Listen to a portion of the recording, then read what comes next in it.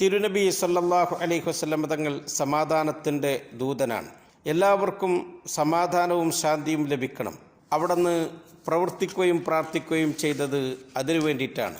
തിരുനബിയുടെ പേര് നാം പറയുമ്പോൾ തന്നെ മുഹമ്മദ് അലൈഹിസ്സലാത്തു വസ്സലാം, തിരുദൂതരുടെ മേലിൽ അള്ളാഹുവിൻ്റെ ശാന്തിയും സമാധാനവും ഉണ്ടാവട്ടെ എന്ന് പറഞ്ഞുകൊണ്ടാണ് ആ നാമം തന്നെ നമ്മൾ ഉച്ചരിക്കുന്നത്. എല്ലാവർക്കും സമാധാനം കാക്ഷിക്കണം, എല്ലാവർക്കും ശാന്തി നേരണം.